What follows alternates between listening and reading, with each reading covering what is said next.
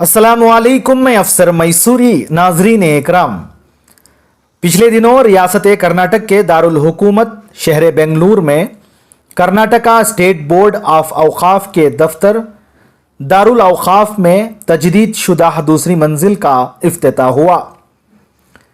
इस प्रोग्राम में रियासती वजीर बराए हाउसिंग, अक़लियती बहूद व औकाफ BZ ज़मीर अहमद ख़ान, रियासती वजीर बराए बल्दिया इंतज़ामिया रहीम ख़ान, रुकन राज्यसभा सैयद नसीर हुसैन, वक्फ बोर्ड के अराकीन और दीगर आला अफसरान मौजूद रहे।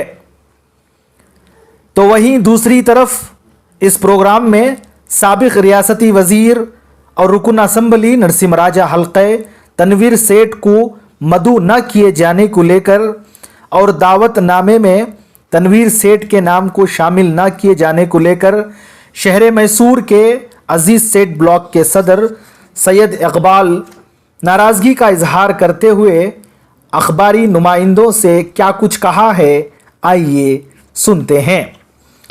जिस दौरान शौकत पाशा, साबिक़ यूथ कांग्रेस के सदर, रहमानदा ज़िला अक़लियती जनरल सेक्रेटरी कांग्रेस और तनवीर सेठ साहब के करीबी मुमताज़ साहब, प्रोफेसर नबी जान साहब, अफरोज़ ख़ान साहब और शमील ख़ान साहब मौजूद रहे।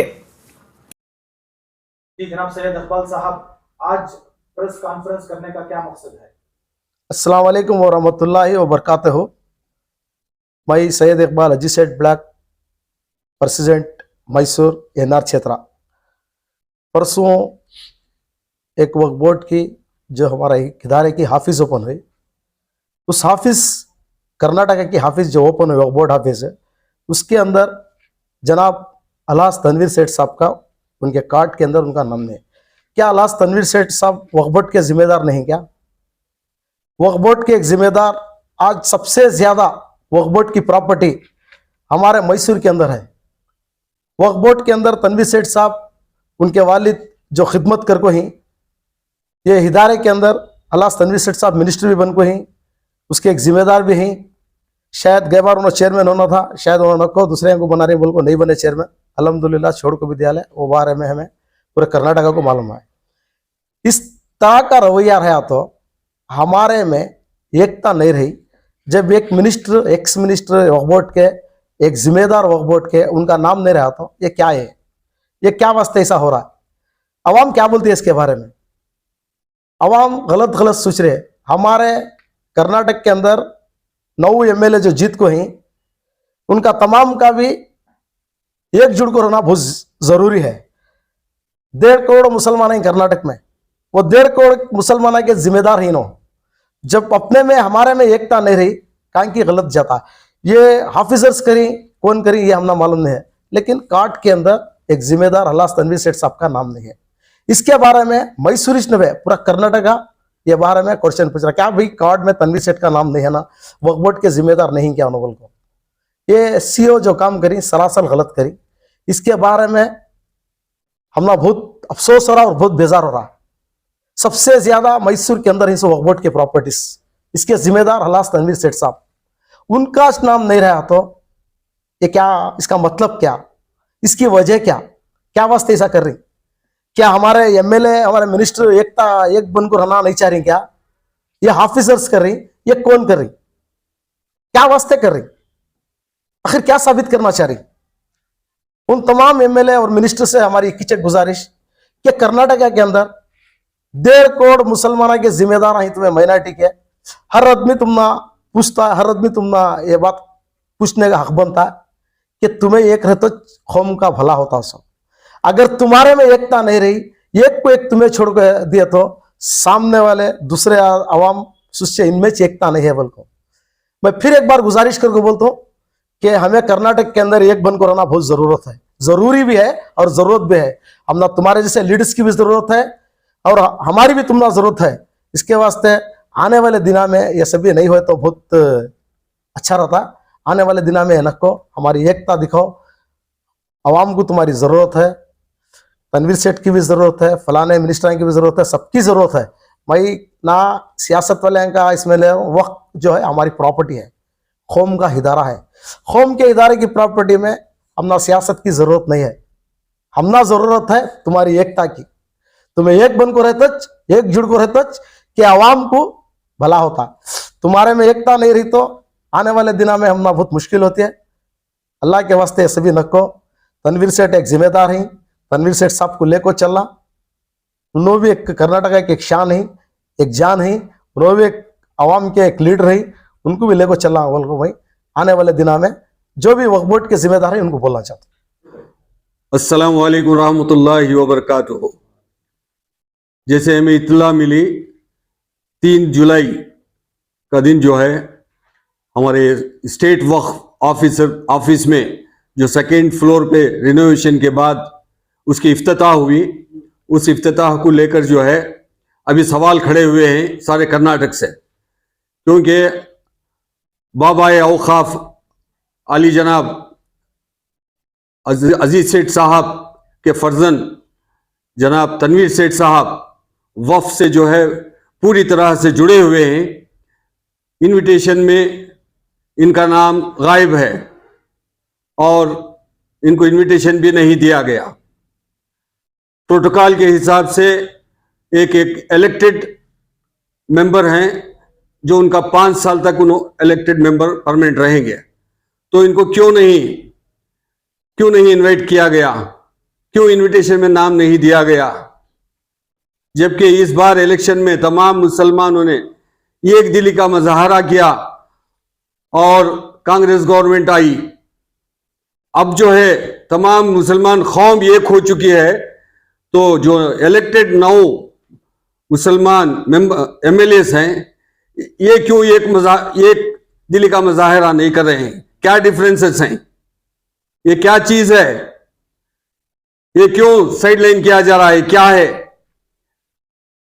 ए मुसलमानों संभल जाओ, दास्तान तक नहीं रहेगी। दास्तानों में तमाम एक होना है। जब कौम एक हो गई है तो आप लीडरान क्यों एक नहीं हो रहे हैं? सवाल तनवीर सेठ का नहीं है, सब एक होना है।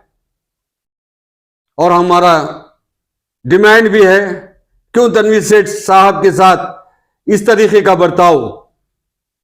ये ठीक नहीं लग रहा है। कहीं हमें फर्क महसूस हो रहा है।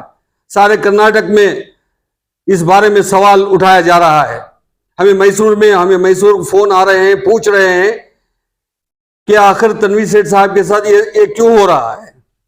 ये प्रोटोकॉल के हिसाब से इनका नाम भी आना चाहिए था और इनको इनविटेशन भी देना चाहिए था।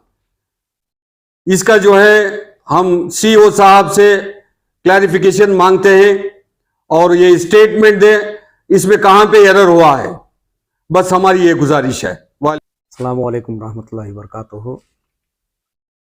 3 तारीख को जो बेंगलुरु के अंदर स्टेट वक्फ बोर्ड की ऑफिस का रेनोवेशन हुआ और इसका असर नो इफ्तिताह भी हुआ, ये काबिल तारीफ बात है।